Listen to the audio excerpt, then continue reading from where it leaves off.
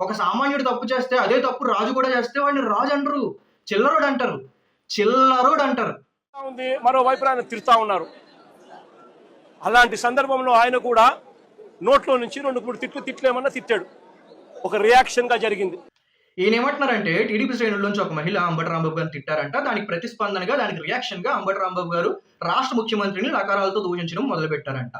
వీళ్ళు రాక్షసుల జాతికి చెందినోళ్ళు, రావణాసుడి కోవకు చెందినోళ్ళు వీళ్ళు. ఎందుకంటే చట్టం, ధర్మం, నీతి, నిజాయితీ లేనోళ్ళని నేను రాక్షసుల కోవకు చెందినోళ్ళుగానే పరిగణిస్తాను. ఆనాడు సీతమ్మను ఎత్తుకెళ్ళిపోయినప్పుడు రాముడెళ్ళి రావణాసుడి భార్యని ఎత్తుకురాలా. ధర్మబద్ధంగా యుద్ధం చేసి యుద్ధంలో రావణాసుడిని ఉపసంహరించి సీతమ్మని తిరిగి ఇంటికి తీసుకొచ్చారు. అసలు రాముడి వరకు ఎందుకు? మీరు పవన్ కళ్యాణ్ గారిని, మీరు గాని, మీ నాయకులు గాని, మీ ఎమ్మెల్యేలు గాని పవన్ కళ్యాణ్ గారి తల్లిని ఎన్నిసార్లు దూషించలేదు? పవన్ కళ్యాణ్ గారిని లకారాలతో ఎన్నిసార్లు మాట్లాడలేదు మీరు? పవన్ కళ్యాణ్ గారు అలాంటి సమయంలో బయటకు వచ్చి ఎప్పుడైనా మీ ఇంట్లో ఆ మహిళల్ని గాని, వైసీపీలో ఉన్న మహిళల్ని గాని ఏ రోజైనా దూషిస్తూ మాట్లాడారా? పవన్ కళ్యాణ్ గారి వరకు ఎందుకు? మా జన సైనికులు ఎప్పుడైనా అలా మాట్లాడారా? అసలు జనసేన పార్టీలో ఉన్న కార్యకర్తలకు ఉన్న ఇంగితం కూడా వైసీపీ పార్టీలో నాయకులకి, ఆఖరికి ముఖ్యమంత్రి అభ్యర్థికి కూడా లేదు.